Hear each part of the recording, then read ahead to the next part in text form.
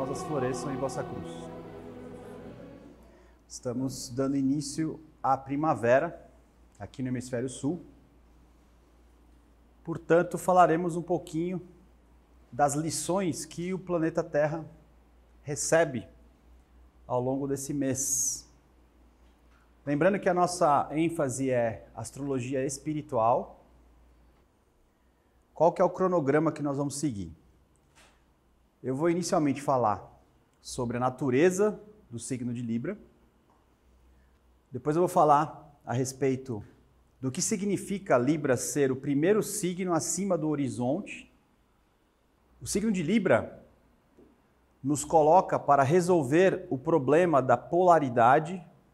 Então, as tarefas que Libra nos convida é justamente para resolver os problemas da polaridade.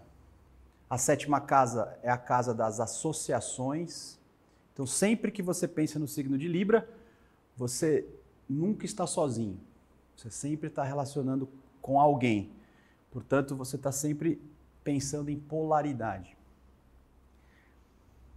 O signo de Libra, obviamente, nos convida a entender melhor o que vem a ser a justiça verdadeira.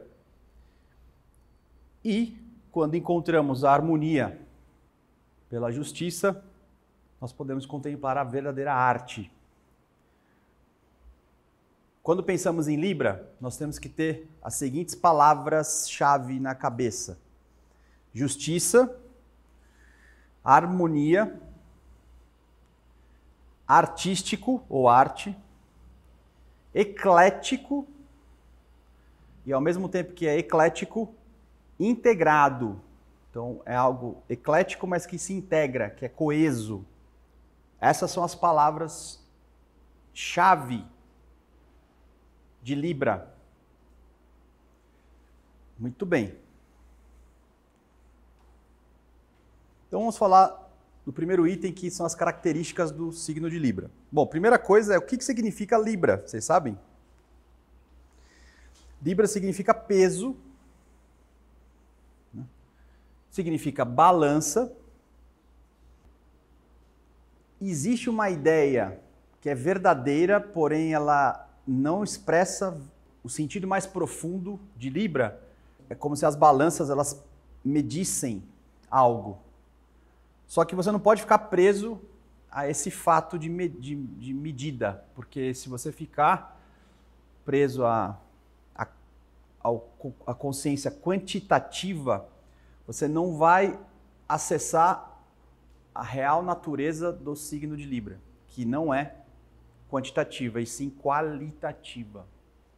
Em verdade, Libra representa a qualidade da relação que você estabelece com Deus e com o outro.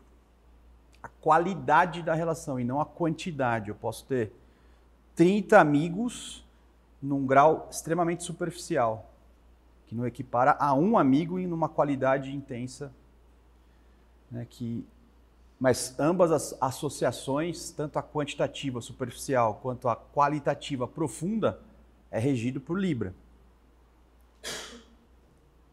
Libra, quando pensa em justiça, ela também não se preocupa assim, aquele raciocínio que muita gente faz quando está estudando Elman Bacher. Às vezes, quando eu leio Elman Bacher, eu fico meio assim, né? Por quê? Porque ele tentando ser didático para você entender, ele fala, o indivíduo hoje não está andando, né? Então na vida passada ele arrancou a perna de alguém, né? Sabe essa lógica quantitativa, assim, né? O universo não é tão simples assim, né? Aí fica naquela, será que o Elman Bacher realmente pensava isso ou ele usou a didática para que a gente pudesse entender? Quando você vai para o raciocínio qualitativo da justiça, é possível que um arrependimento verdadeiro, ele coloca você em harmonia de Libra, na justiça de Libra, o suficiente para, mesmo que você tenha cometido vários delitos em função daquele problema de caráter, você não precisa pagar um por um. Porque a justiça divina ela é qualitativa, ela não é quantitativa. Agora, a pergunta é, o que é um arrependimento sincero e verdadeiro?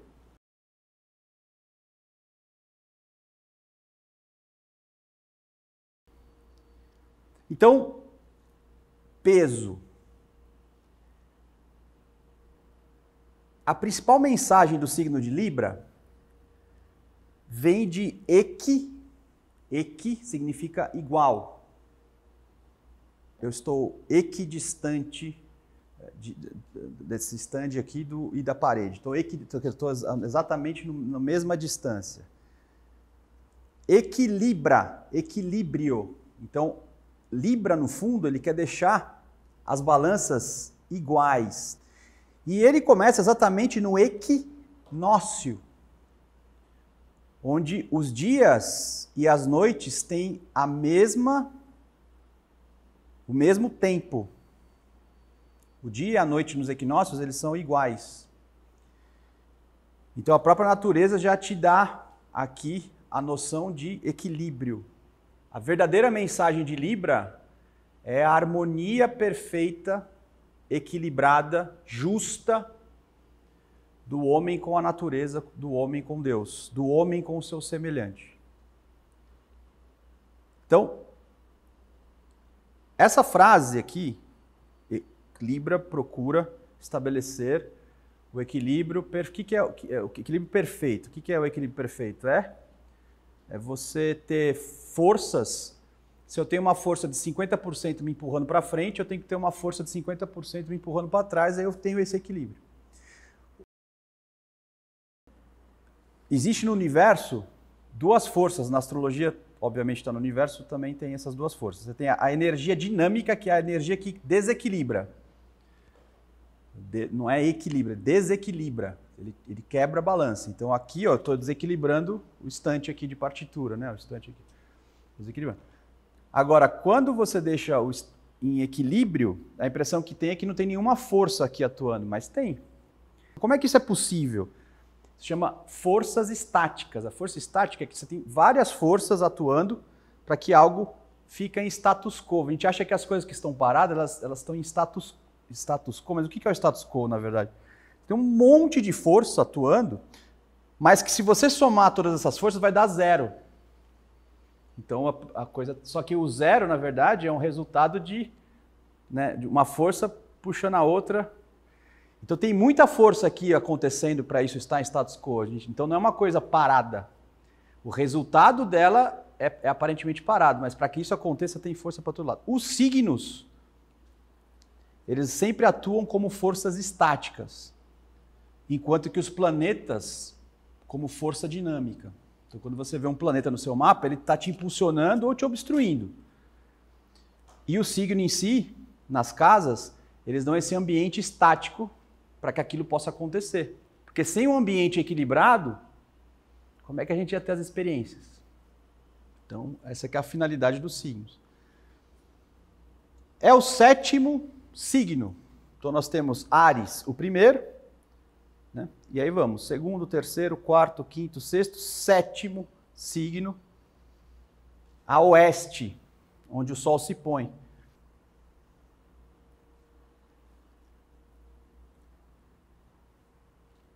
Aqui é a linha do horizonte. Então, até agora, nós começamos o estudo em Leão, depois passamos para Virgem, agora nós vamos começar Libra, que é o primeiro signo subindo. Aqui,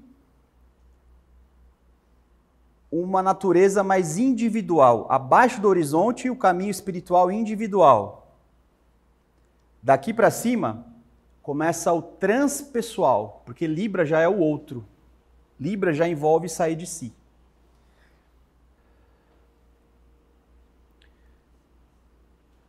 Então, Libra, ele vai oferecer algumas tarefas, e eu vou falar a respeito dessas tarefas para você. Mas antes, para que você entenda a origem dessa tarefa, a gente tem que entender duas características do signo de Libra. A primeira é que Libra é um signo cardial ou cardinal. Nós temos 3 signos cardeais ou cardinais, né? Nós temos, 4 signos, né? Cardinais. Então nós temos Áries, que é cardeal, Câncer, que é cardeal, Libra, que é cardeal, e Capricórnio. Então, no horóscopo natural, que a gente chama de mandala natural, esses ângulos, eles são sempre cardeais. Depois você tem os signos fixos e os signos comuns ou mutáveis. Nós já falamos a respeito da natureza mutável, quando falamos de Virgem. Falamos da natureza fixa, quando falamos de Leão. E hoje, finalmente, vamos falar de cardeal. Então, primeira coisa, o que significa a palavra cardeal? A palavra cardeal significa essencial, fundamental. Então, algo que é cardeal é algo que não pode faltar, é muito importante. Então, significa que o signo cardeal ele é mais importante que o signo fixo e o signo comum? Não é bem assim. É no sentido da sua função. Todo signo cardeal tem duas características muito importantes. A primeira, são signos de iniciativa. Todo projeto, qualquer coisa que você for fazer, se você conseguir executar esse projeto no momento em que o Sol está no signo cardeal, ou quando a Lua está no signo cardeal, você tem muita força disponível para que aquele projeto tenha um impulso para dar certo. O signo cardeal, ele é tão forte que é quando o Sol passa por ele que o Sol muda a sua direção.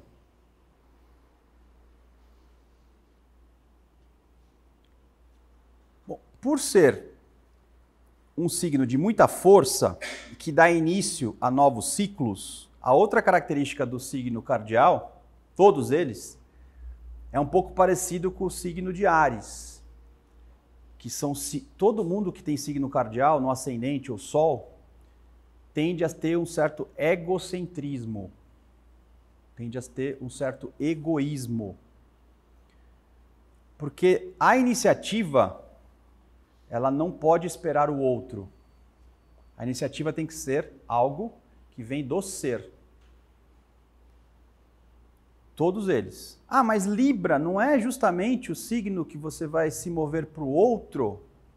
Pois é, se você se abrir para o outro a partir dos seus interesses, você não está aberto para o outro. Você está querendo o outro para satisfazer o eu mesmo. Então não é uma relação com R maiúsculo, de troca, né, de mútua. É mais uma relação egocêntrica, uma relação egoísta. Os signos cardeais são tão fortes e poderosos que quando a Lua está num desses signos, se faz o trabalho de cura. Porque se o signo cardeal tem a força de iniciar algo, a cura deve se iniciar justamente, você precisa dar força para que a cura comece a reverter o processo de doença. Para que ela aconteça, tem que ter força. Então é mais eficiente você fazer o ritual de cura no signo cardeal, porque as chances de aquilo realmente acontecer são maiores. São, então, signos, de certo modo, egocêntricos, impulsivos, e contrário ao que se pensa no senso comum, porque no senso comum se diz que o signo persistente são signos fixos, mas os signos cardeais eles também são persistentes. A única diferença é que o signo cardeal eles são persistentes nos próprios projetos, nas próprias iniciativas, mas não tem a consistência que um signo fixo tem. Não confundir persistência com consistência. Eu posso ser uma pessoa persistente sem consistência, que é o caso do signo cardeal. O signo fixo ele tem persistência e consistência, ele vai até o fim. O cardeal ele não tem tanta força no sentido de persistir, ele tem muita força para começar. Por que vocês acham que o signo fixo é mais persistente do que o cardial? Basicamente porque o signo fixo é mais ambicioso do que um signo cardial. O signo cardial é meio oba-oba, é meio no impulso. Ele acha legal a ideia, ele vai. O signo de Libra, ele tem uma característica erótica. O que quer dizer erótico? Erótico é você buscar aquilo que te falta. Em grego, eros, é você ter uma certa insatisfação. Por quê? Porque te falta algo. Por exemplo, quem tem sede de Deus e busca Deus constantemente, isso é um tipo de amor erótico. É que no Brasil, né, a palavra erótica, ela foi contaminada, né, de um jeito aí que vocês sabem do modo como ela foi contaminada. Mas a palavra original, ela não é esse sensualismo e esse ato sexual infértil que visa só o prazer, né? A palavra erótico é o esforço que a alma faz para buscar aquilo que lhe falta. Isso é amor erótico. Por exemplo, o livro que mais fala de Eros é o Banquete de Platão. O Banquete de Platão é inteirinho um livro dedicado ao amor erótico. E não tem nada sobre sexo ali. É só algo sobre buscar aquilo que te falta. E Áries, Libra, é um signo extremamente erótico. Por isso que quando ele é acessado nos níveis inferiores, ele se torna um signo de luxúria. Um homem com ascendente ou sol em Libra e que acessa Libra nas vibrações inferiores é um homem que normalmente se casa no mínimo mais de uma vez. Ele vai casar umas 2, 3, e no mundo de hoje isso é ser bem, é quase ser casto no mundo de hoje, é casar 3 vezes. Né? Tudo bem que pagar pensão vai ser uma delícia, pagar, né? Ainda assim o cara não consegue segurar, mesmo pagando pensão. Né? Mas no mundo secular de hoje, onde não tem nada espiritual, Libra é dado a casamentos, né? Porque o amor erótico se torna esse Eros aí que a gente está acostumado a ver no dia a dia aí. E Vênus, que também nos níveis inferiores utiliza a beleza, a arte, né, para seduzir. Então, o libriano em níveis inferiores ele é de luxúria, ele é voltado ao sexo, né? A decisão, o julgamento ariano aqui é pautado nos sentidos do corpo. Não tem tem outros tipos de julgamento. Então pensa, Libra é a justiça. Para você chegar na justiça, tem que ter um julgamento. Então você tem um julgamento pautado na necessidade do corpo, que é as regiões mais inferiores. Você tem o julgamento pautado no seu caráter, que é o seu individualismo. E você tem o julgamento pautado na sua consciência. A palavra consciência, ela é também dual. De um lado da balança você tem a consciência de Deus, a ciência de Deus, e do outro lado a sua ciência. Então quando você tem a consciência, você tem a consciência em cooperação com Deus. Esse é o único e verdadeiro julgamento que te deixa livre das consequências da lei de causa e efeito. Agora eu te pergunto, qual das 3 formas de julgamento você faz todos os dias, 24 horas por dia? Porque cada pensamento que você tem, mesmo que você não perceba, é de julgamento. É impossível pensar sem julgar. Impossível. A não ser que você fique em coma.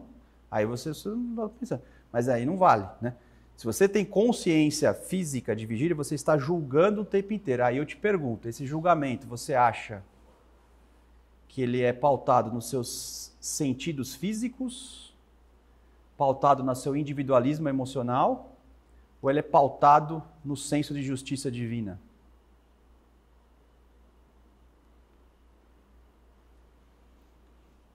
eu acho que a gente não acessou ainda o senso de justiça divina. Então só sobra os outros dois. Mas estamos aqui para chegar nisso. O ascendente ou pessoa com Sol em Libra, ele tem dois tipos de pessoas. Ele tem uma pessoa mais voltada para a arte, que ele manuseia, por exemplo, pintura, escultura. Tudo que a pessoa faz, ele deixa o ambiente belo. Esse tipo de pessoa tem uma tendência, dadas as devidas proporções genéticas, de ser uma pessoa, um libriano mais alto e magro. Tem várias personalidades librianas, gente famosa que tem esse perfil de que o verdadeiro libriano, ele andando, é muito, muito belo de se ver um libriano andando, só dele andar. A proporção no rosto, no corpo, é uma simetria absurda, tanto por isso que Vênus, né, que é o planeta da beleza, rege esse signo, né? Por outro lado, você tem um tipo de libriano pesado e expressivo, que é o libriano dramático, porque Libra é um signo emocional, embora ele seja um signo aéreo, ele é um signo bastante emocional. Então, é aquele libriano que tem uma impulsividade emocional que dramatiza, histérico. Faz teatro, faz drama. É um bom vendedor. Se souber vender para o outro com algum certo discernimento, ele pode se tornar um bom promotor. Pessoas de Libra, por ter um senso de justiça. E os signos aéreos são signos de comunicação, então ele pode se tornar um bom promotor. Agora, o libriano necessariamente é temperamental, explosivo, ardente em seus relacionamentos e duas outras coisas. Extremamente crítico. Ele é crítico com quase tudo. É diferente de um virginiano que é crítico no sentido pessimista, de que as pessoas não fazem as coisas direito. O libriano, por ele ser o signo da balança, ele acha que ele tem um senso de justiça e melhor do que todo mundo. Inclusive, ele pode se auto-julgar muito, mas ele tende a julgar muitos os outros. E por que o libriano é insatisfeito no fundo? Porque ele não se basta sozinho. Porque ele é o primeiro signo que busca o outro. Ele é regido pelo amor erótico. Ele sozinho não se basta, o que é completamente diferente do seu oposto, Áries, que quer ficar sozinho mesmo. E dane-se. Né? Agora, eu vou falar um pouquinho das características do signo de ar, que o Libra é um signo de ar. Quais são os signos de ar? Nós temos Gêmeos, que é o primeiro signo de ar, que é a terceira casa. Nós temos Libra, que é outro signo de ar, e Aquário. Então, a triplicidade aqui, de ar. Todos esses signos, eles têm uma característica em comum. São signos comunicativos. O geminiano fala pra caramba, né? Ninguém tem dúvida? O libriano, ele comunica igual, só que diferente do geminiano, ele tem um direcionamento pautado naquilo que ele quer, por isso que ele pode ser um bom vendedor, né? Como ele quer se aproximar de algo que lhe falta, ele vai usar a comunicação para conseguir aquilo, né? Enquanto que o geminiano, ele é uma comunicação mais sem discernimento. E a comunicação aquariana é uma comunicação que transcende as barreiras da própria língua. Você encontra uma comunicação universal.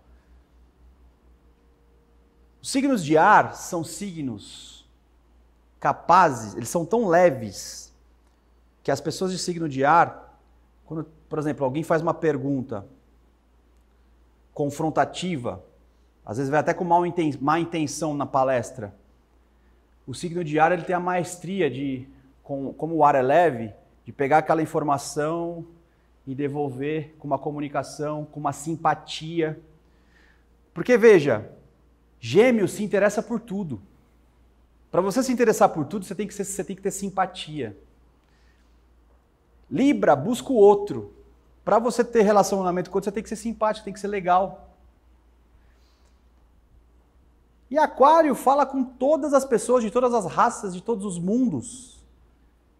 Então é difícil você pegar uma pessoa de signo de ar de jeito, porque a hora que você ataca ele que interessante essa sua raiva, eu quero entender mais a sua raiva, me fala. Você ganha o cara, entendeu? Nossa, você é forte, você é violento, como é que você faz? Você faz academia? Me fala um pouco sobre a sua vida. Você ganha a pessoa, né? O que é diferente do signo de terra, do signo de fogo, né? Se você confrontar uma individualidade de fogo, você vai ser queimado, se a minha individualidade for maior do que a sua, né? E se eu for um signo de água, eu vou ter a tendência, com exceção de Escorpião, que é mais vingativo aí, né? Eu vou ter a tendência de ficar mais triste, deprimido e me aquietar. Portanto, os signos de ar, eles podem ser pessoas completamente ecléticas. É a típica pessoa que chega para você e fala assim, eu não tenho religião. Eu, na verdade, pego tudo que é de bom de todas elas e uso para mim. Né? É uma pessoa que está faltando aterramento, terra. Está faltando discernimento espiritual, que é o seu oposto do ar, o fogo. Né? Então, são signos incríveis, porque nunca se cristalizam, mas também podem nunca ter nenhuma substância. E aí fica complicado. Eu vou fazer um desenho para vocês ali, que são 3 modelos aqui no quadro. Existe um modelo que a gente já vem estudando e vamos continuar estudando ele aqui, tá? Que é um modelo de mandala. Então, é um modelo que vai de Áries até Câncer. Que aqui é um desenvolvimento pessoal, de personalidade. De Leão até Sagitário, ele é do eu superior. E de Sagitário até Peixes é a união com Deus. Então nós estamos seguindo esse modelo aqui, que é um modelo que já existe por aí. Então nós aprendemos o eu verdadeiro em Leão, aí aprendemos o serviço ao próximo e a pureza em Virgem, e hoje estamos chegando no outro, que é Libra, que é o primeiro signo do horizonte superior. Então nós vamos continuar com esse modelo. Porém, estudando a astrologia, você tem a mandala astrológica,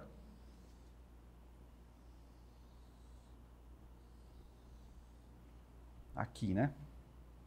Então vamos lá.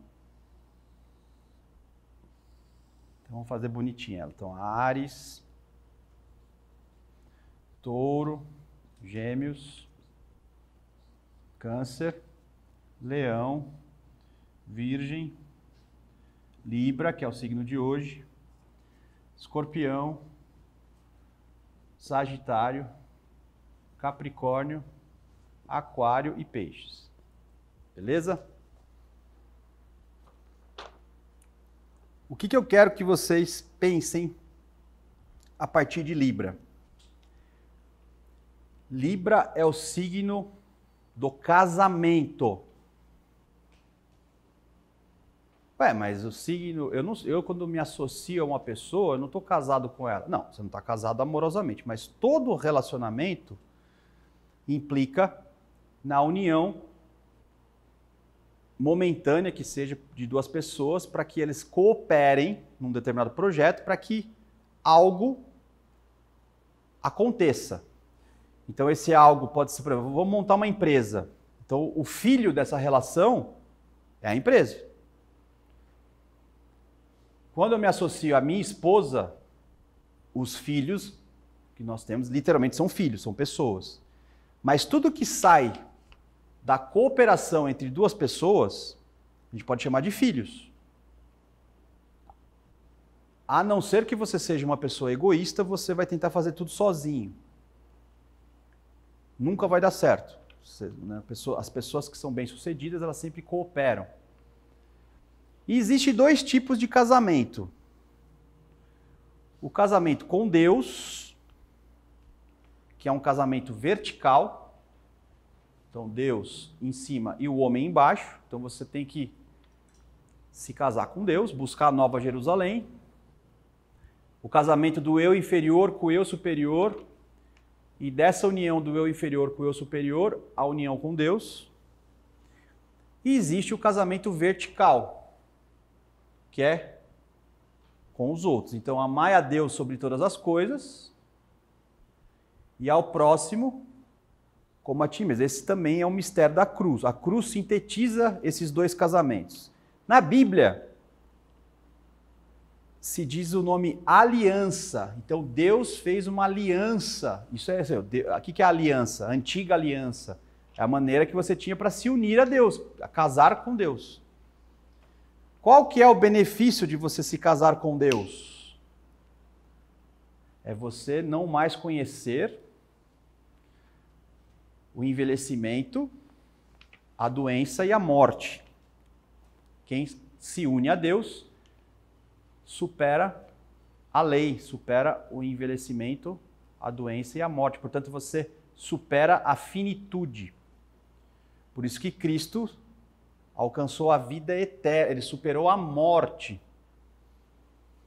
Só que o Cristo ensinou isso não só verticalmente, mas ele ensinou que também para você fazer isso, você tem que fazer o amar ao próximo como a ti mesmo. Então você tem duas maneiras de você superar a morte.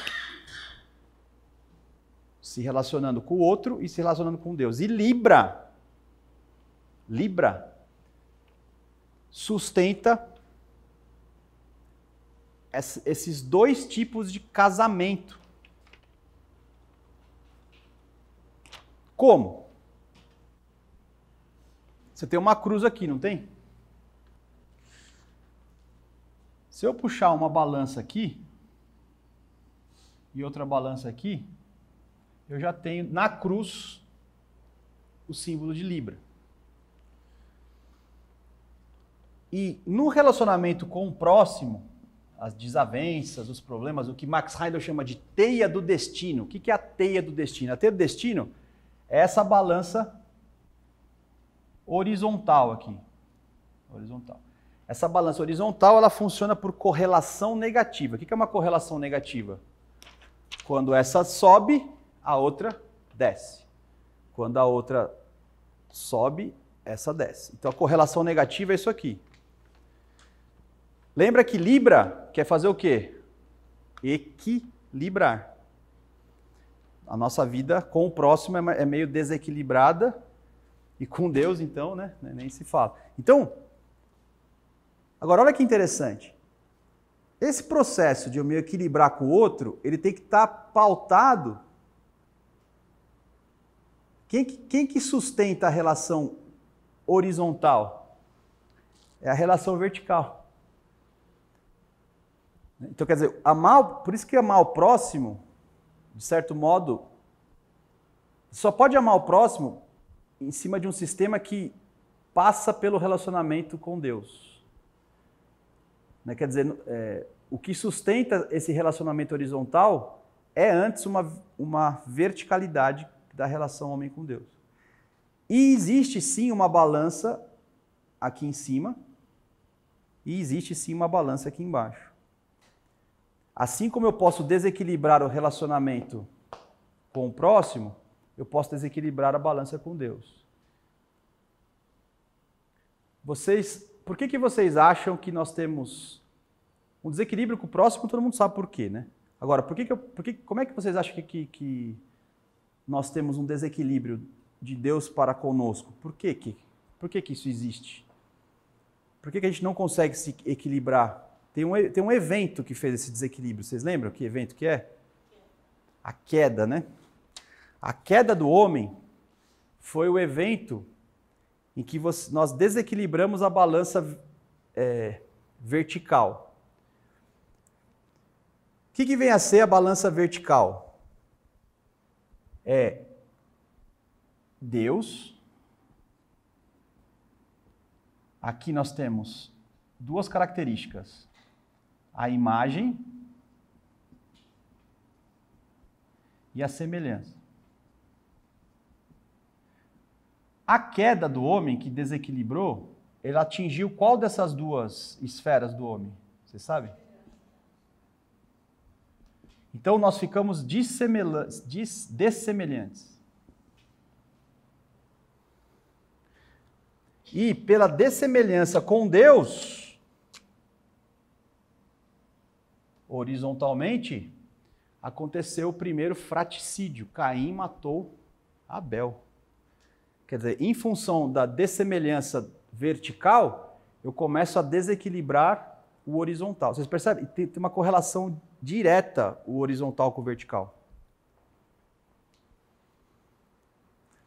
Então, o que Libra quer fazer no fim das contas? Libra, ela usa a lei de causa e efeito, que popularmente a gente chama de karma. O karma, a Fraterna Rosa Cruz usa o termo destino maduro, para equilibrar a horizontalidade. Então, deixa eu levantar meu mapa aqui. Eu sou bom para me relacionar com aquela. Meus inimigos ocultos. Isso aqui é tudo lei de causa e efeito aqui. Justiça, Libra, né? Agora, sede perfeito como vosso Pai Celestial é perfeito. Rezar para quem você ama, os fariseus hipócritas já fazem. Você tem que rezar pelos seus inimigos. Você tem que ser perfeito como Deus é perfeito. Então, nós estamos falando de Libra. Libra quer que você volte a ser. A função de Libra é a semelhança. Tudo que Libra faz é te lembrar de ser semelhante. E a semelhança você só pode encontrar no outro. Isso significa que você não pode voltar a ser semelhante sozinho. Não dá. Você pode fazer oração, virar ermitão, meditação, nossa, nirvana. Você não está semelhante. A semelhança é sempre com o outro. Porque Libra é o signo da justiça. E a justiça envolve sempre duas pessoas. Não existe justiça solitária. Não existe justiça de uma balança. São sempre duas individualidades. Ou seu semelhante, ou seres irmãos menores, animais, ou duas individualidades, o homem e Deus. Sempre. No Ocidente, que vem desde o judaísmo, por exemplo, a Cabala, ela é o esoterismo judaico. E ela é a tentativa de ensinar a pureza para o homem, através da árvore sefirótica, que nada mais é do que uma árvore de justiça. Você tem a misericórdia de um lado, o rigor do outro e a temperança no meio. É uma árvore de balança. E que se você entender a harmonia entre todas as séfiras, você se casa de novo com Deus. Então, é um caminho de casamento de volta com o Pai, para que você volte a ser semelhante. Então, é isso que Libra quer fazer contigo. Ele quer que você volte a ser semelhante. Agora, como? Agora eu esqueci dos modelos, né? Então, para facilitar o nosso caminho de estudar as tarefas de Libra, para que a gente volte a ser semelhante, lembre-se que a imagem ficou preservada. A imagem ficou preservada.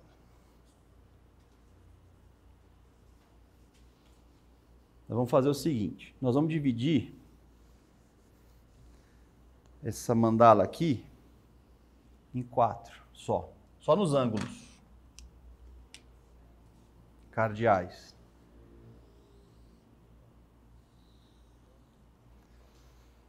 Aí nós vamos propor para vocês 2 casamentos, porque Libra tem a ver com casamento, associações, né? Bom, nós vamos propor aqui a dimensão pessoal aqui embaixo,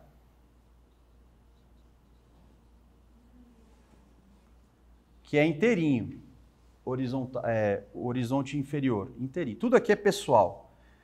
E aqui é transpessoal. Só que,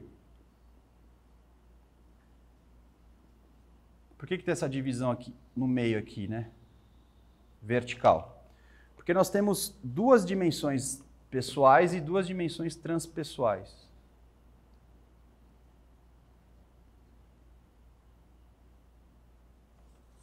Bom, primeiro,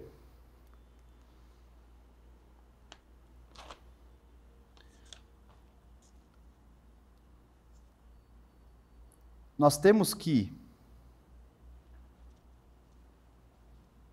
buscar a personalidade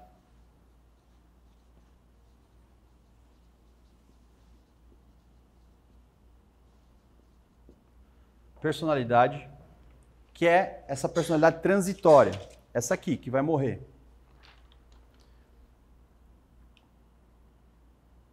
Começa em Áries, que é altamente individualista, quando está caído. Quando não está caído, ela é só a individualidade.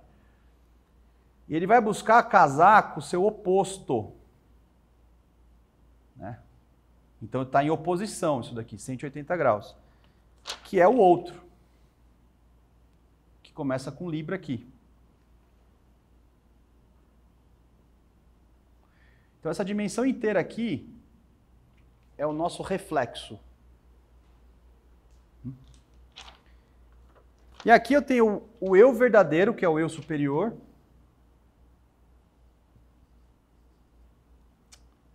Eu real, vou colocar. Não, vou pôr verdadeiro mesmo. Que começa aqui, né? E que se casa então com Deus. Então, nós temos aqui a manifestação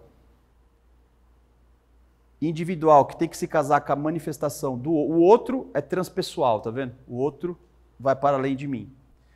Depois eu desperto o meu eu verdadeiro, só que o meu eu verdadeiro ele tem que se divinizar também, se casando com Deus. Então isso aqui é uma mandala, é um modelo transpessoal. O que muda essa mandala aqui para outra? Você fala, mas qual que é a diferença? Basicamente, 2 coisas. Primeiro, isso é uma mandala transpessoal decaída. Por quê? Porque é assim que nós estamos hoje na natureza, depois da queda. A diferença aqui é que eu inauguro a necessidade de unir os polos opostos, que é a verdadeira função do signo de Libra. Polaridade.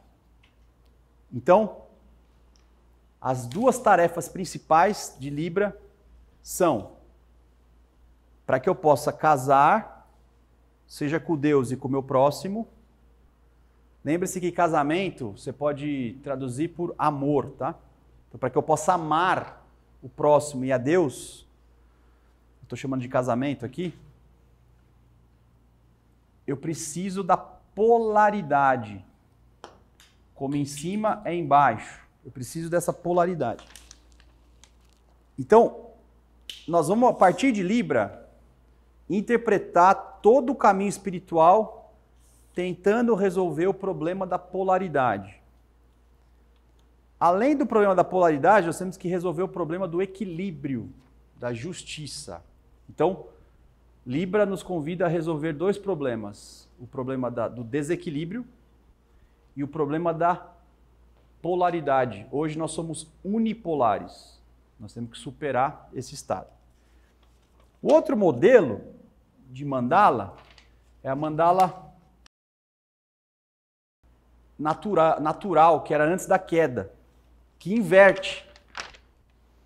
Com a queda, nós invertemos as coisas completamente. Então, originalmente, eu vou chamar de mandala ontológica, tá? Nós temos aqui a imagem do homem, que é a representação direta da imagem de Deus. O homem é a imagem de Deus, que está preservada até hoje, mesmo com a queda. Qual que é o principal atributo da imagem que você não perdeu mesmo com a queda? A possibilidade de escolher. E quando você escolhe, você está preso a Libra. Libra, quando ela quer equilibrar, ela quer te ensinar a liberdade que não te aprisiona, mas que te eleva. Originalmente, a nossa liberdade não aprisionava. Então nós temos a imagem e o atributo da imagem é a liberdade. E qual que é o sinônimo da liberdade? Qual que é o principal sinônimo de liberdade? Amor.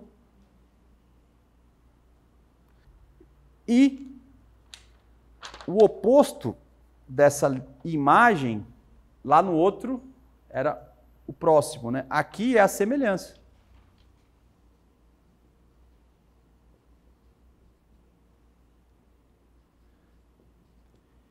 Quando a semelhança é igual à imagem,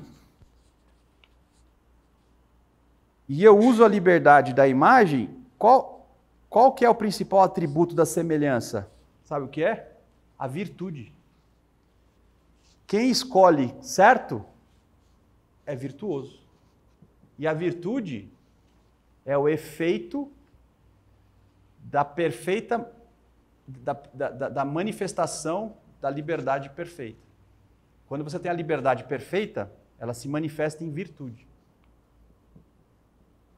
Então a nossa semelhança, ela era virtuosa, forte, viril. Se nós passamos a ser dessemelhantes, nós perdemos as virtudes. Então, o outro lado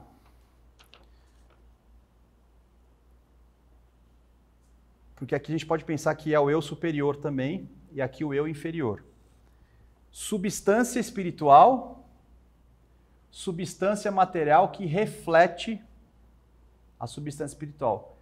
Mas, atrás da substância, eu tenho uma essência, que é a essência, que é a minha verdadeira vida, né? Que também pode chamar de mônada, que ela pode existir sem se manifestar. Aqui já é a manifestação da mônada. O verdadeiro eu, que é a essência individual, que não precisa necessariamente estar manifestada.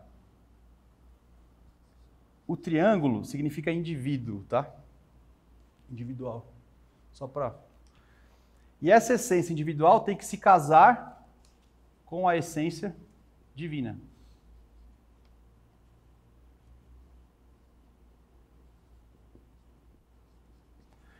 Então eu tenho que unir as essências e tenho que unir as substâncias. Esse é um modelo que permite você conceber a dualidade das substâncias. Na dualidade, a gente vai ter o problema da justiça ou injustiça. Por quê? Porque se no mundo inferior, que deveria ser semelhante ao mundo superior, eu tenho a perda da virtude, com a queda, eu tenho um desequilíbrio. Então eu tenho que falar de justiça. Então a dualidade fala de justiça. Então, dualidade. Como é que eu resolvo o problema da dualidade? Pela justiça. A justiça, ela é sempre horizontal. Mas eu tenho uma outra forma de resolver o problema da dualidade, que é a misericórdia e o amor, que é superior à justiça, o amor supera a lei, e ela é vertical. Então tem duas formas de você resolver a dualidade. Pagando ou amando, né? Amar é mais difícil do que pagar, viu?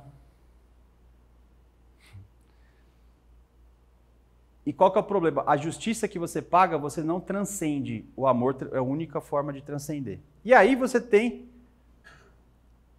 dentro dessa mandala aqui, um outro conceito que é da polaridade.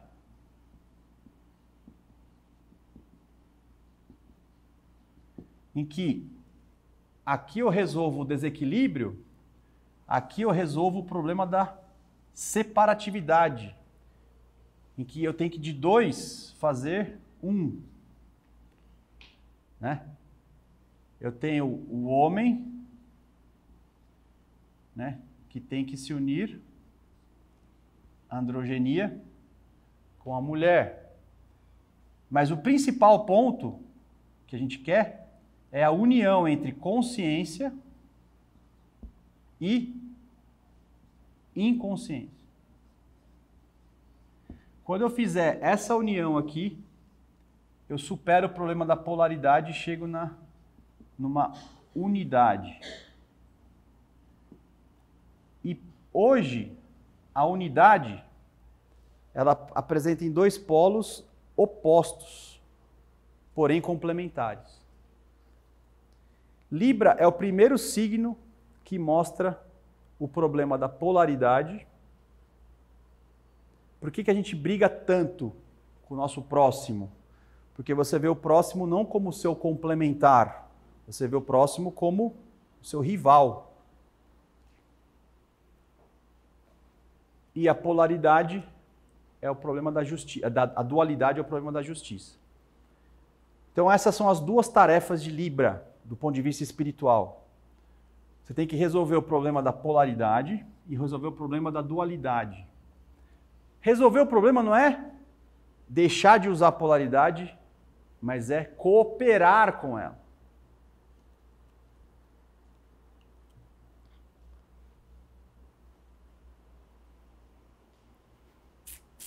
Então vamos lá.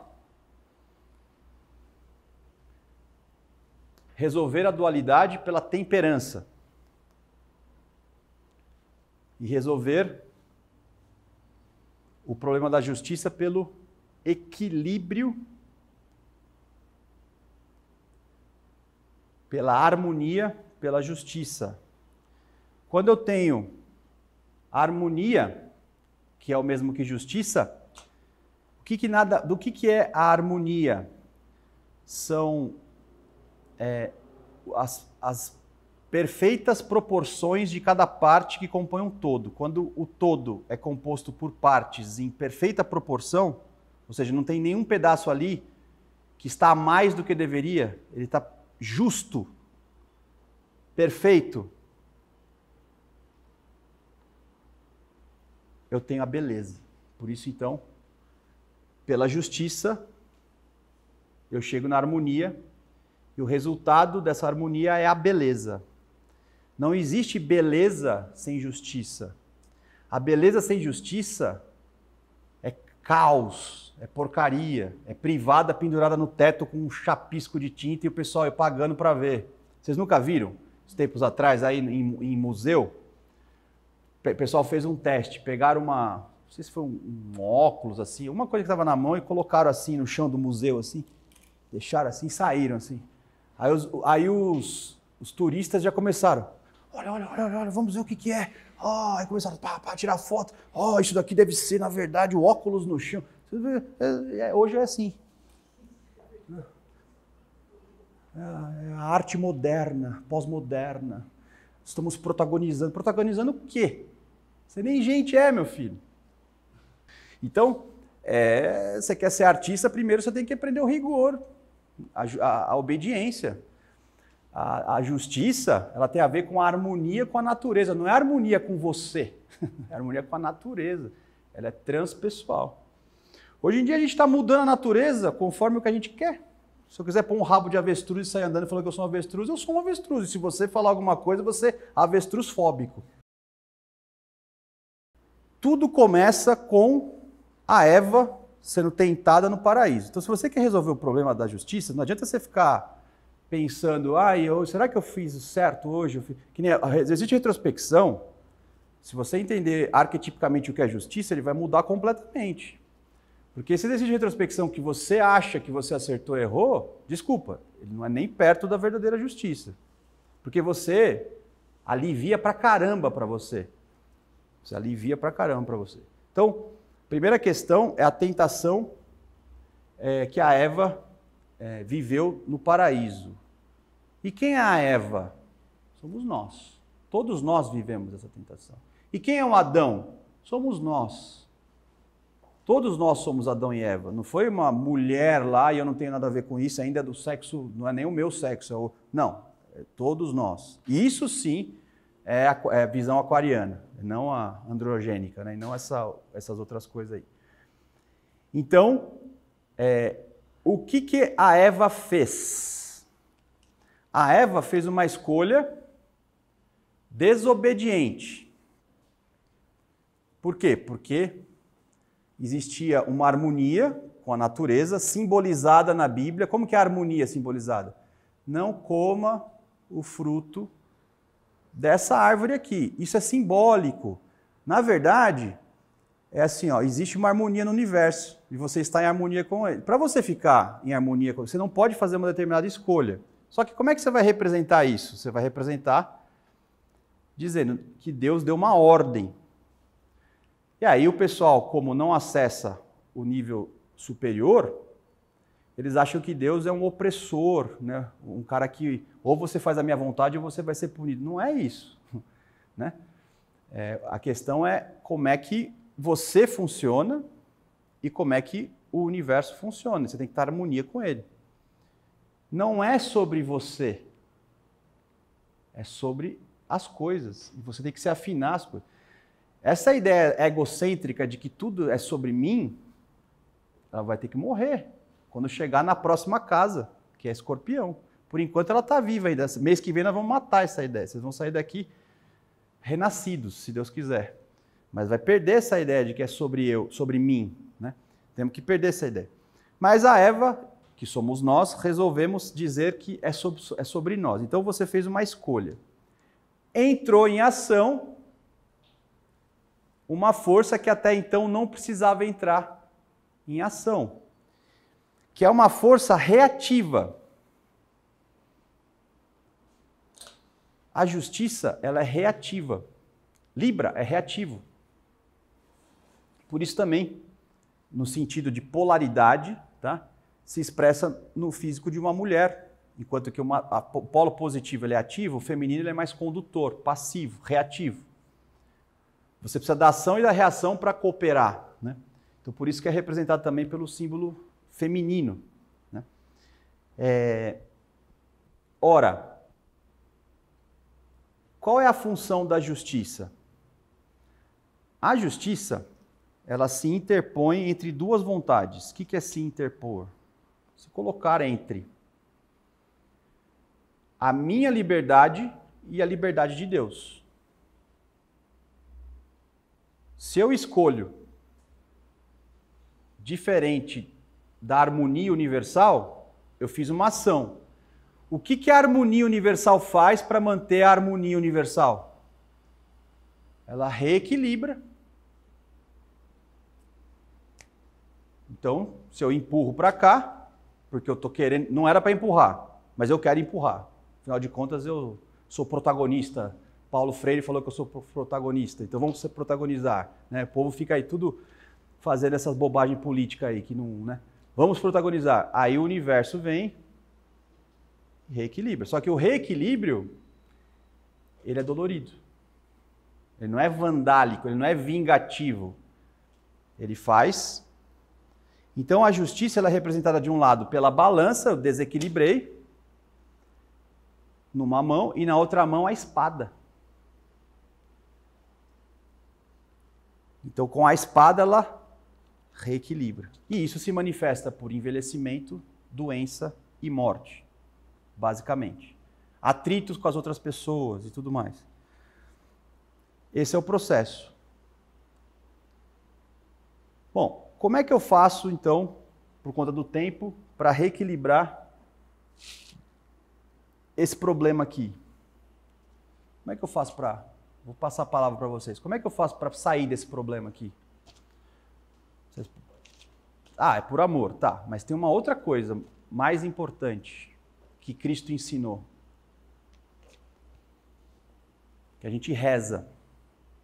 Lembre-se, a Eva desobedeceu quem? A Deus. Então, tem uma maneira muito importante para você reequilibrar-se com Deus. Né? Religar. Tem 3 passagens importantes na Bíblia. A primeira é: perdoai as vossas dívidas, as nossas dívidas, assim como nós perdoamos a quem nos tem ofendido. Então, você pede a graça, perdoai as nossas dívidas, porque você não pode se perdoar. Se isso fosse verdade, Cristo falaria assim para você: basta você no seu quarto se arrepender sozinho, não precisa pedir para Deus. Você se arrepende sozinho e está tudo certo. Ele não falou isso. Ele falou para você pedir perdão. E para você receber esse perdão, assim como nós perdoamos aqui. Então, para você receber a graça, você tem que fazer um movimento igual. Então, se você quer o seu perdão, você tem que perdoar o próximo. Por isso que o Cristo diz: antes de você ir para o templo, vá se reconciliar com o seu irmão, depois você volta aqui.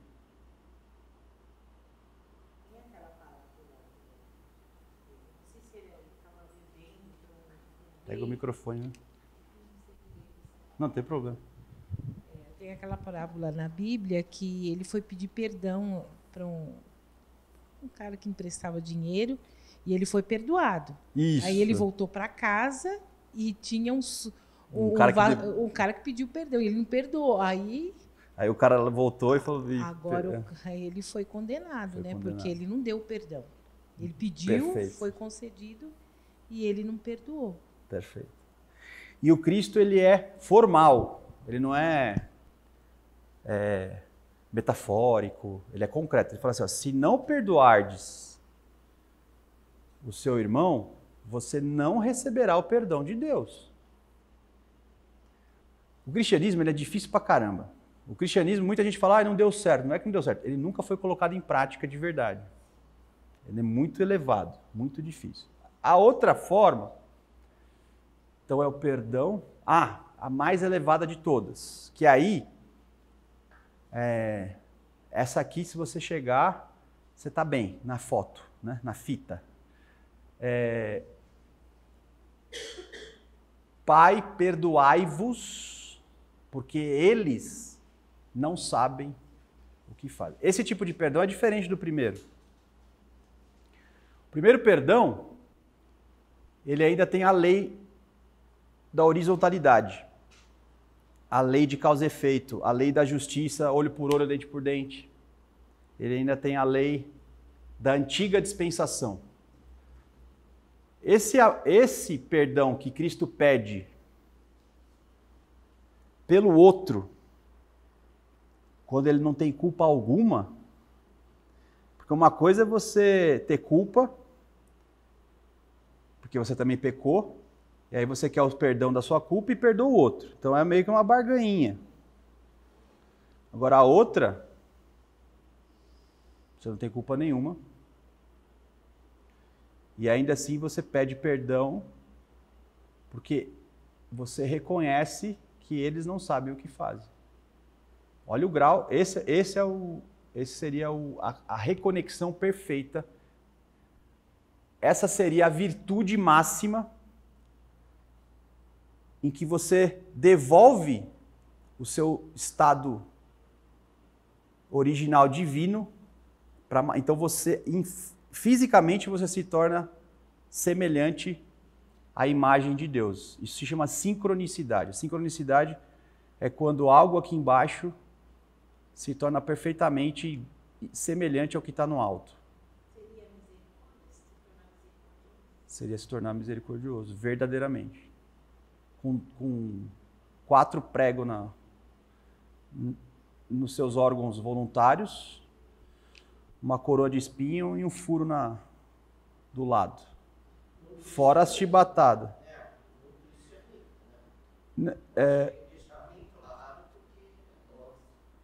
Não.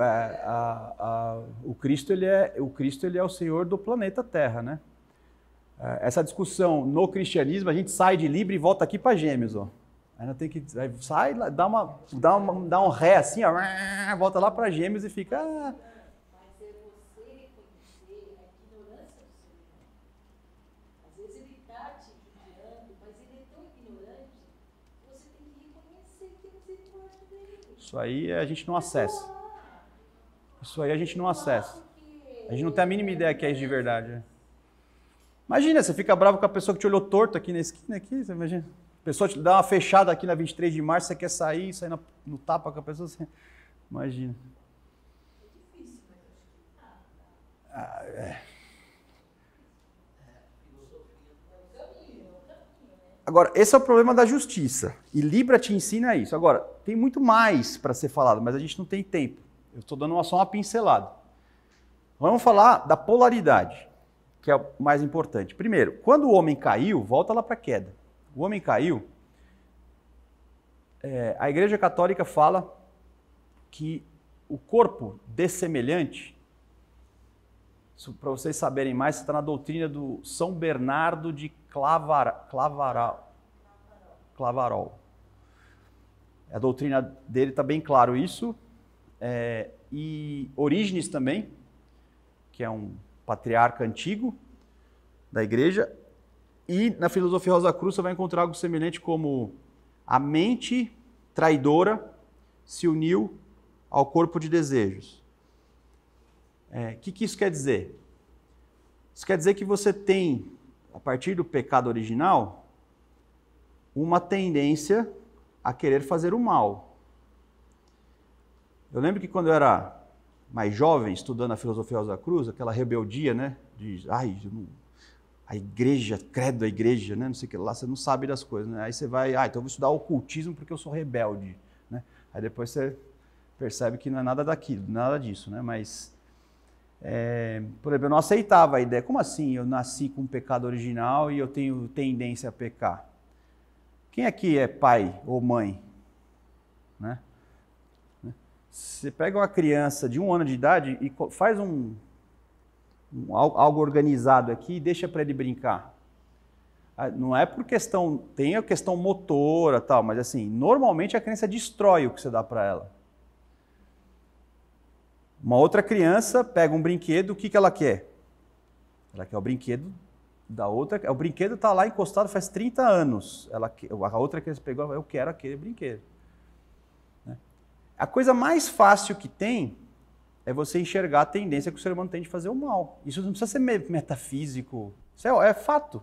É só você observar. Se você não observou, eu te convido a observar. Esses dias eu recebi um meme na internet, sabe essas coisas do Instagram? O cara estava indo com uma moto, o molequinho assim, devia ter uns 8 anos de idade, sem camisa, assim, descalço, né? Ele pegou e deu um toque assim na bola, só que o cara da moto bateu na bola, o cara se arrebentou inteiro, nem sei se está vivo. O moleque, 8 anos de idade na rua. E isso é a tendência de você fazer o mal. Todos nós temos a tendência de fazer o mal. Alguns mais, outros menos. O que vai determinar isso é a sua educação, que sua mãe e seu pai te deu, mas basicamente o seu grau de evolução espiritual. E muita gente é bonzinho, não é porque teve boa educação, é porque é covarde. Tem gente covarde, porque tem vontade de fazer as coisas, mas é covarde. Se tivesse um pouquinho de força e coragem, fazia muita maldade. Então, esse é um problema que nós temos a tendência de pecar. E por que eu estou falando isso quando eu venho falar da polaridade? A polaridade não é o fato de eu ter que nascer uma vez homem, uma vez mulher. A polaridade não é o fato de a gente ter o dia e a noite, o consciente e o inconsciente. O que essa história do pecado, da tendência de pecar, tem a ver com a polaridade? Do mesmo modo que eu tenho um polo que quer me fazer pecar, tem uma coisa que, por exemplo, a nossa filosofia não fala por uma questão exclusiva de uma escola de fogo, que nós não temos nenhuma ajuda para ser virtuoso, nós estamos só para fazer, quer dizer, a personalidade ela ganha uma tendência de fazer o mal. E o espírito, a imagem que se conservou, ela não ganha nenhum reforço para poder não perder contato com Deus, porque por nós mesmos nós estamos dissemelhantes, pecando. Para pensar, se você for sincero, você tem alguma tendência tão boa quanto igual, equilibrada, para fazer o mal, mas para fazer o mal você tem, mas você não tem algo semelhante para fazer o bem? Porque você acreditar que a sua imagem, o seu eu superior, ele pode agir pela vontade para educar a semelhança sem nenhuma ajuda? Numa escola de fogo, ela não vai falar que tem ajuda. Vocês sabem por quê. Acho que vocês têm maturidade para isso. Mas, esquece o livro e vê a vida real. Que aí, se você não fizer isso, você não começou o caminho ainda. Se você ainda está lendo só o que está escrito no livro, você tem que ver a vida real. Se você não tiver uma ajuda que se une à sua imagem preservada, para você fazer alguma coisa boa, você não estaria vivo mais. Se você acha que você está, você vai cair num problema antigo chamado pelagianismo. Pelagianismo é uma linha antiga que acreditava que o homem poderia se salvar sem a ajuda de Deus. Quem tentou fazer isso na mitologia da Rosa Cruz foi o Irã Abif, quando ele chegou para Jeová e falou: você não vai se revelar para mim? Então eu vou fazer o mar fundido e eu mesmo vou chegar até Deus. Só que não deu certo. Por que não deu certo? Porque não dá para você fazer as coisas sozinho, você precisa do outro. Não tem como.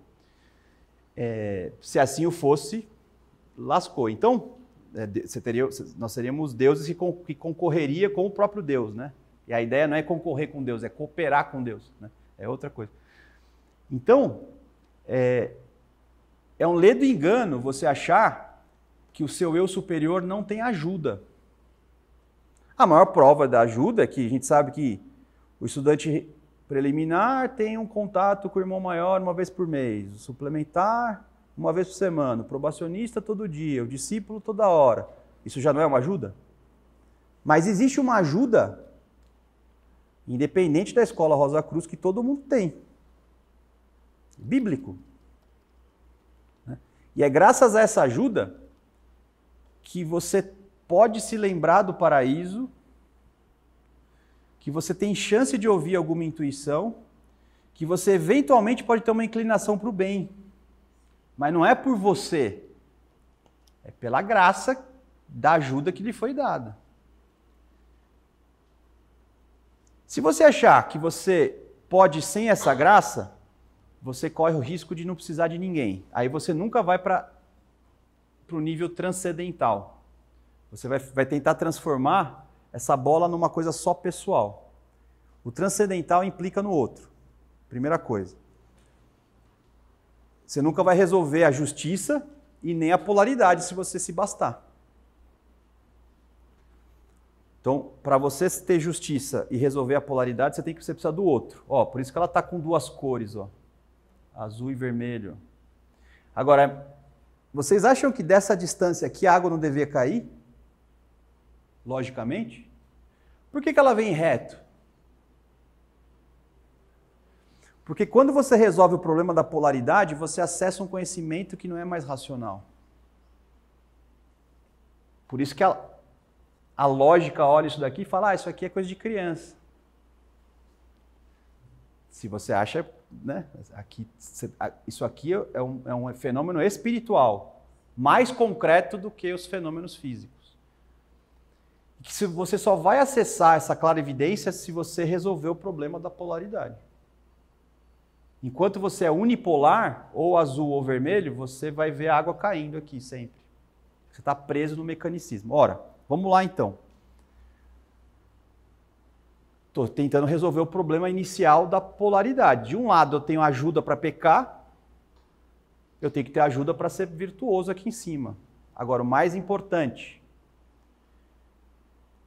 você é um indivíduo que tem que se esforçar, mas sozinho você não chega. Você precisa dessa ajuda. E essa ajuda, de algum modo, tenta, todos os dias, devolver para você a possibilidade de você se manter conectado com Deus.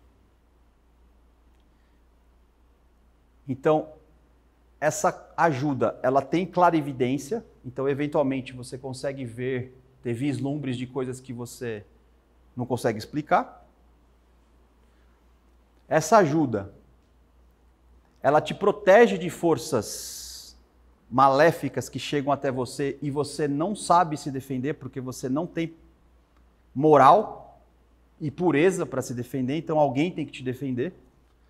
Antigamente você tinha, hoje nós perdemos porque nós somos impuros. 2. Essa força também te protege no sentido de ser advogado de Deus, porque se fosse escancarado todos os nossos, não que Deus não saiba, mas se fosse escancarar todos os nossos problemas em termos de desequilíbrio, eu acho que ainda a gente não estaria vivo mesmo. Então essa força, ela dá um certo, tipo um empréstimo bancário, assim, só que sem cobrar nada, sabe? Você tem um irmão mais velho assim, que te dá uma grana assim, fala, não, fica aí porque aí você paga a dívida e fica meio... Mas não é com o seu mérito, né? Dentre muitas outras coisas, né? Vocês sabem o nome dessa força? Quem que é essa força? Que vem preencher esse buraco? E te digo, se você, e eu tenho certeza que muitos de nós aqui não sabemos, esquecemos dessa força, se você não conversa com essa força e não alimenta ela, ela fica fraquinha. Não é que ela fica fraca, ela para de conversar com você e aí você fica à deriva sem essa ajuda. É o anjo da guarda. É o anjo da guarda. Não adianta você falar assim, eu posso ter uma ajuda de uma escola, uma ordem Rosa Cruz, né? Os irmãos maiores, eles nos ajudam. Eu posso ter a ajuda dos auxiliares invisíveis, mas o que é o auxiliar invisível do que uma força angélica? Ela é uma força angélica. O corpo-alma é um corpo angélico.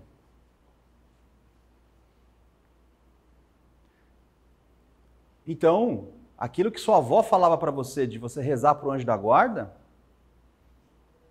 não é coisa de criança. Ai, mas eu vou ter um intermediário entre Deus e eu. Não, eu sou da escola de fogo, eu quero acessar Deus direto. Primeiro, por isso que você não chega em lugar nenhum. Né? Com orgulho, você não vai chegar em lugar nenhum. 2, isso não é ser passivo. Humildade não é passividade. Humildade é consciência, só isso. É vergonha na cara. Isso é humildade e vergonha na cara. E o anjo, ele não interfere na sua vontade. O anjo, ele te protege e te defende, te ilumina e te coloca em contato com Deus, respeitando a sua vontade. E ele obedece o mesmo princípio de qualquer profeta que preparou a vinda do Senhor, que ele cresça e eu diminua. O anjo da guarda, ele vai diminuir na medida que você conseguir fazer o que uma escola de fogo propõe para você fazer, que é você não precisar mais dele. Ele não está ali para te ser um intermediário, ele está ali para te ajudar. E se você não tivesse ele, ainda que você nem lembre dele, Por isso que você tem que ter a seguinte conclusão. Se você fez alguma coisa de boa, é graças a Deus, não é graças a você.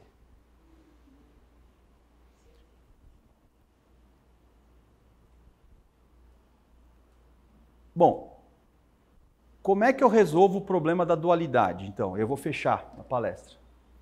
Teria muita coisa para falar sobre a dualidade também, mas vamos só dar essa pincelada para vocês. O anjo, ele tem duas asas.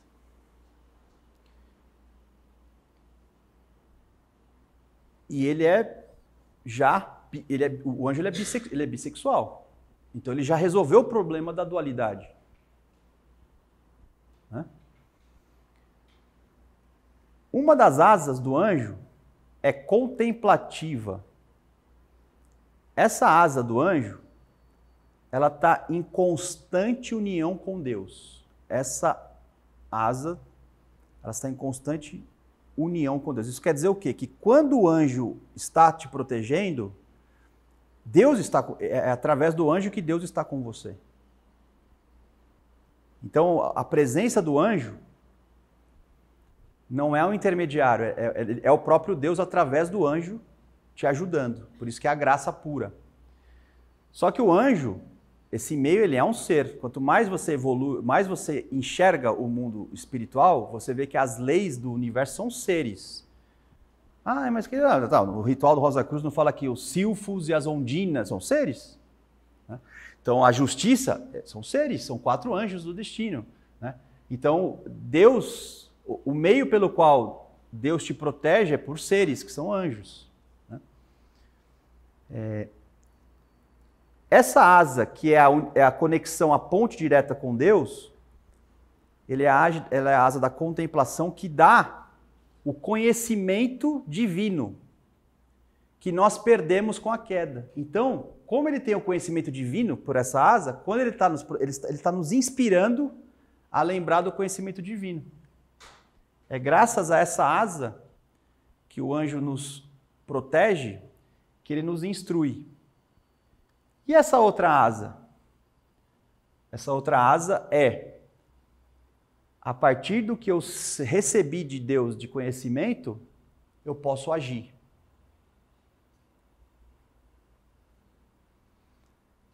Então é a força criadora, criativa. Quem acessa a sabedoria para além de si e acessa a sabedoria que o anjo te dá, que é a sabedoria que vem direto do alto, que é a sabedoria de Deus, você resolve problemas que quem convive com você fala como é que essa pessoa conseguiu resolver esse problema. Ele é um gênio. A palavra gênio vem das pessoas que conseguem não usar a própria cabeça, mas usar uma sabedoria para além dela. A genialidade não é sua, a genialidade vem de Deus.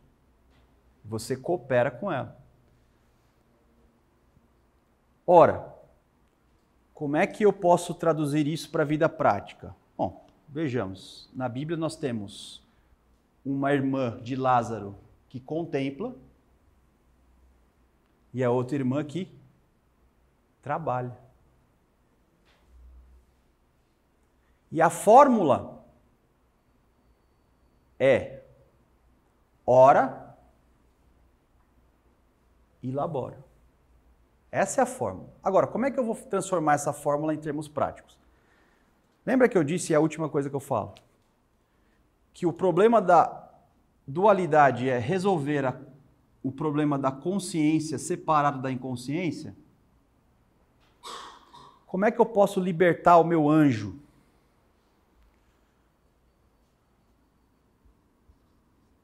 A consciência é o labora. E a inconsciência, o ora. Ora e labora, ora e labora, ora e labora.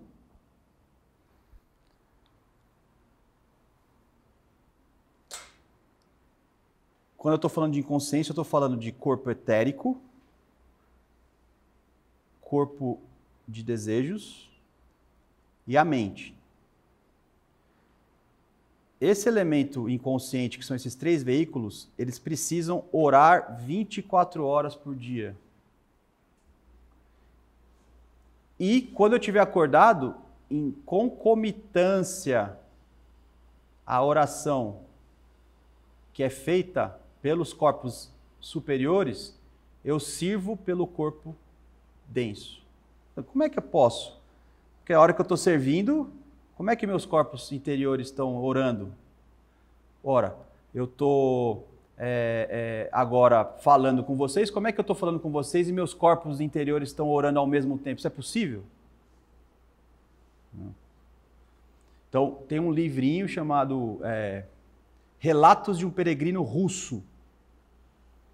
Igreja ortodoxa, católica ortodoxa. Não é a católica romana, é ortodoxa. Lá ele ensina uma coisa chamada oração do coração. Tem 3 tipos de oração, né? Oração canônica, oração do coração e a oração de conversa com Deus, né? Esse é um tipo de oração. A oração do coração, ela é rítmica e ela funciona do seguinte modo. Você tem essas engrenagens todas no seu inconsciente, porque você traz a imagem e a semelhança de Deus.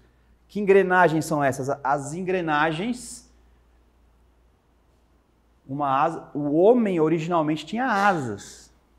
O ser humano no Éden, ele tinha asas. A asa, ela te eleva. Nós trocamos as asas e construímos 2 pernas. As pernas te aterram, ficam aterradas.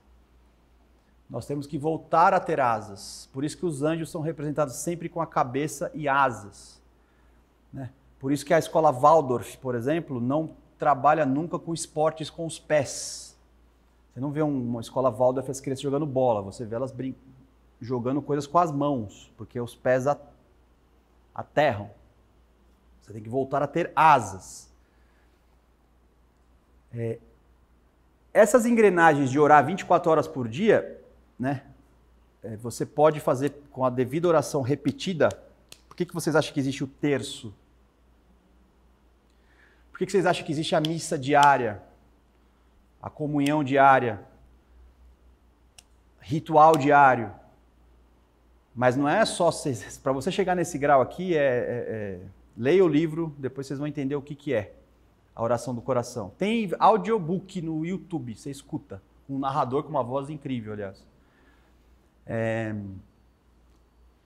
Eu já vi vídeo, por exemplo, de padres ortodoxos na Rússia, na Grécia, em mosteiro, dormindo, eles fazem o sinal da cruz automático, assim, sem perceber. Eles estão... O corpo vital, o corpo de desejos e a mente está em 24 horas em oração. Outra pessoa que chegou nesse estado era o Padre Pio. O Padre Pio, ele ultrapassou esse estágio, ele estava 24 horas em oração, né? E conversando com você. Ele conversa com você, só que os corpos superiores estão 24 horas em contato com Deus. E aí você vai saber laborar. Você tem que fazer isso se você quiser resolver o problema da polaridade. Não tem conversa.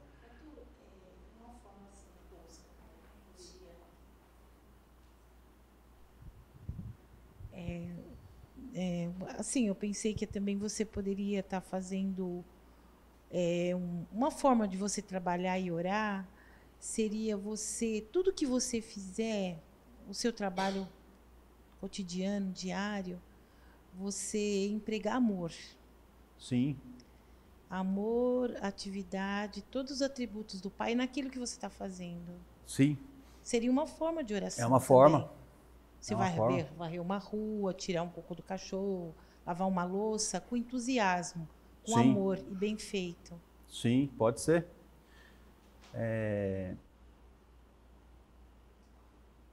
Existe o José Maria Escrivá, né? São José Maria Escrivá, da Igreja Católica, que ele fala bastante sobre alcançar a santidade pelo trabalho cotidiano, né? É um autor bom quase contemporâneo, né?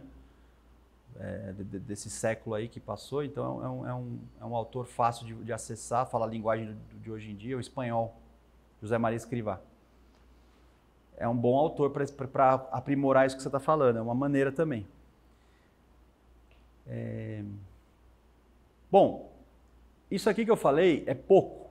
Na verdade, é só a introdução do que se pode fazer com o signo de Libra.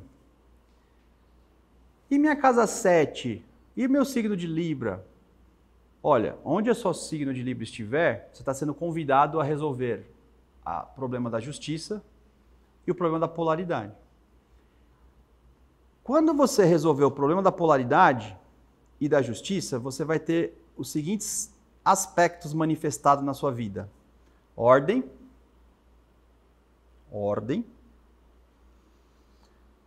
harmonia, justiça e beleza. Aí você chega em Vênus, verdadeiramente. A beleza, ela é o produto final da resolução da injustiça e da polaridade. Você tem que buscar o outro. E Libra, ele vai buscar tudo isso no outro. Então, a polaridade é embaixo e em cima, eu e tu. Daqui para frente, até o final, essa polaridade, essa unidade vai até Peixes, onde você vai ter a unidade plena. Então aqui começa um novo estágio do desenvolvimento espiritual. É o estágio em que você agora tem que se deparar com a dualidade e a polaridade. Até então você não tinha que lidar com isso. Você tinha que lidar só com você mesmo. A partir de Libra, começa o outro. Começa o espelho.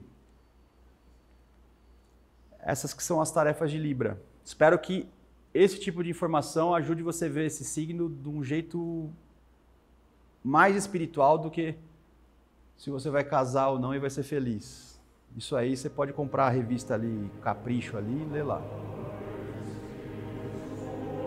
Você faz oração pra gente, mano?